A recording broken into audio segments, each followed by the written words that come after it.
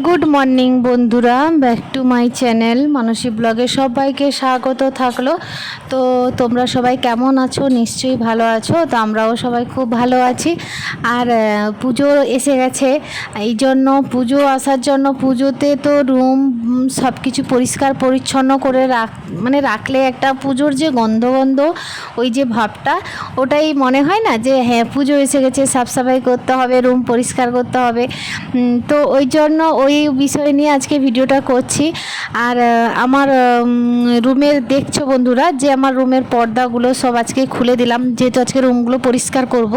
তো এই জন্য গদ্দি তোষকটাকেও তুলে নিলাম। তুলে কি করেছি, আমি ছাদে দিয়ে এসেছি, ছাদে দিয়ে এসেছি। আসলে ভাড়া বাড়িতে আমরা থাকি তো, আর ওখানে ক্যামেরাটা নিয়ে যাইনি। আর ওখানে ছাদের গদিটা রোদে দিয়ে এসেছি। আর আমার এই কুলারটা না জানালায়, ওখানে জানালায় না বসালে না বাইরের হাওয়াটা তো টানবে না, ওই জন্য আমাকে ওই জানালাতে বসিয়ে দিতে হয় যাতে বাতাসটা লাগে। ওই জন্য ওখানে বসিয়ে দিই। ওটা নিচে নামানোর জন্য আমাকে মানে ভারী জলও আছে, কিছুটা অল্প আছে, ভর্তি নেই জল, ওই জন্য হালকা করে যাই হোক কষ্ট মষ্ট করে নামিয়ে নিয়েছি। আর এই রুমটা পুরো খালি করে দেব। আর কি বলতো, আমার যে জিনিসপত্রগুলো আছে পুরো আমি আমার প্রথম ভিডিওগুলো তো দেখেছো, আমার রুমের যে জিনিসপত্রগুলো ফার্নিচার ওগুলো যে রেখেছি, ওগুলো সব এলোমেলো করে আমি সব মানে যেখানকার জিনিস সেখানে ছিল সেখানে রাখবো না, একটু রুমটাকে একটু আলাদাভাবে সাজাবো। ওই জন্য সব জিনিসপত্র বের করে দিলাম।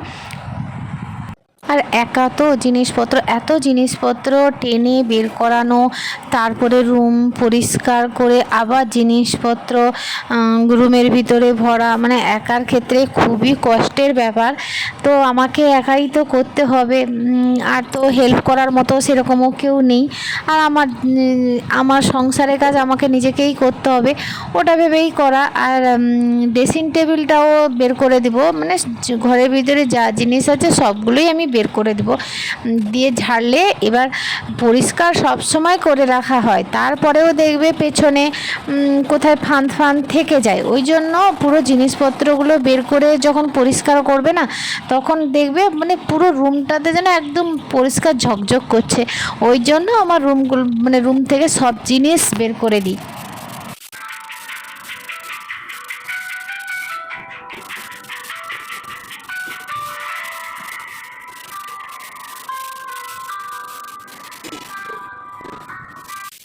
একদিনে কি বলো তো, একদিনে না সব কমপ্লিট করতে পারিনি। একটা রুমে এত জিনিসপত্র ছিল, এগুলো টেনে পরিষ্কার করে দিয়েছি। তারপরের দিন ডাইনিং রুমটা ধরেছিলাম, তো ডাইনিং রুম থেকে জিনিসপত্রগুলো নামিয়ে তারপরে রুমগুলো পরিষ্কার করব। আসলে বাড়িতে অনেক বয়স্ক আছে, তো ওই জন্য আমাকে মানে পুরো যদি রুমে সাফ সাফাই করতে থাকি তাহলে খেতে দিব, ওদেরকে টাইমেও খেতে দিবে, বাচ্চা স্কুল থেকে চলে আসবে, ওদেরও খাওয়ার টাইমে তো খেতে দিতে হবে। ওই জন্য আমাকে ওই সময়ের ভিতরে বের করে ওই রুমগুলো একটা একটা করে রুম পরিষ্কার করেছি। তারপরে রান্না বান্না এগুলো আছে, ওদেরকে খেতে দেওয়া, তারপরে নিজের একটু রেস্ট নেওয়া, আর ওইগুলো করেছি। তার সময় বের করে করে একটু সকাল সকাল কাজগুলো করলে আমার একটু টাইমে সব কিছু হয়ে যায়।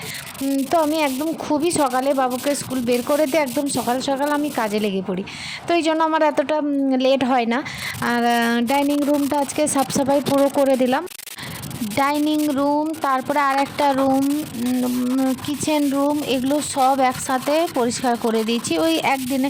প্রথম দিন বেডরুমটা করে দিয়েছিলাম, তারপরে এইসব রুমগুলো একদিনেই করে ফেলেছি। আর এগুলো কমপ্লিট করার পরে কাছাকাছিও আছে, তো মেশিনটা আছে না, অনেকটা আমার হেল্পও হয়ে যায়। ওয়াশিং মেশিন আছে, তো ওইগুলো কাজ কমপ্লিট করে মেশিনে। আর জানালা দরজাগুলো মোছামুছি আছে, তো ওগুলো ঘর পরিষ্কার করে মুছে তারপরে জানালাগুলো দরজাগুলো সব মুছে পরিষ্কার করলাম। সেগুলো করার পরে আমি কি করলাম, রান্নাঘরে কাজগুলো করতে চলে গেছি। তো কি বলো তো, এগুলো তাড়াতাড়ি কমপ্লিট করে, আর কেনাকাটার বা মার্কেটের ব্যাপার আছে, তো সবার জন্য পুজোর যে কেনাকাটা, ওইটা একটা আনন্দের ব্যাপার যে হ্যাঁ পুজো এসে গেছে, মানে সবার জন্য তো কেনাকাটা করতে হবে, ওইটাই আনন্দ যে একটু তাড়াতাড়ি সাফসাফাই না করে দিলে কেনাকাটা করব না। ওই জন্য কেনাকাটাটা আগে করিনি, ওই বললো আগে রুমগুলো সাফসাফাই হয়ে যাক তারপরে কেনাকাটা করব।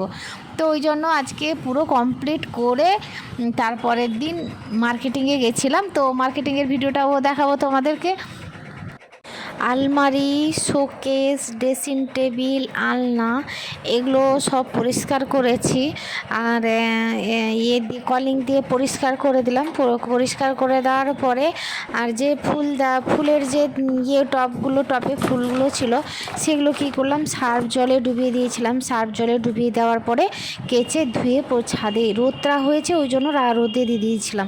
তারপরে জামা কাপড়গুলো কেচে রোদে দিয়েছিলাম। মেঘও কিন্তু হয়ে এসছে, এই জন্য বৃষ্টি এসে যাবে বলে বৃষ্টিও এসে গেছে। আমি দৌড়ে ছাদে গিয়ে সব জিনিসপত্র তুলে নিয়ে এসেছিলাম, শুকিয়ে গেছে। তো ওই জন্য টপে সব লাগিয়ে দিয়ে যেখানকার জিনিস সেখানে সাজিয়ে দিলাম। তো বৃষ্টিও জোর শুরু হয়ে গেছিলো, আবার কিছুক্ষণ বৃষ্টি হচ্ছে, আবার বৃষ্টিটা চলে যাচ্ছে, আবার রোদ বেরিয়ে পড়ছে। তো আমি সব জিনিসপত্র যেগুলো তুলে নিয়ে এসেছিলাম ভাঁজ করে আলনাতে রেখে দিলাম। তো আলনায় গুছানো সব কিছু গুছিয়ে রেডি করে রেখে দিলাম। জিনিসপত্রগুলো যেভাবে টেনেছিলাম, তো তোমাদের রুমটা পুরোটা ঘুরে দেখাই যে কেমন বেডরুমটা গুছিয়ে রেখেছি জিনিসপত্রগুলো। তো যদি ভিডিওটা ভালো লেগে থাকে তাহলে একটা লাইক করো, শেয়ার করো, সব কমেন্ট করো, সাবস্ক্রাইব করো প্লিজ। আজকের মতো এতটুকুই ব্লগ ছিল, নেক্সট ব্লগে দেখা হচ্ছে। তো তোমরা সবাই ভালো থেকো, টাটা।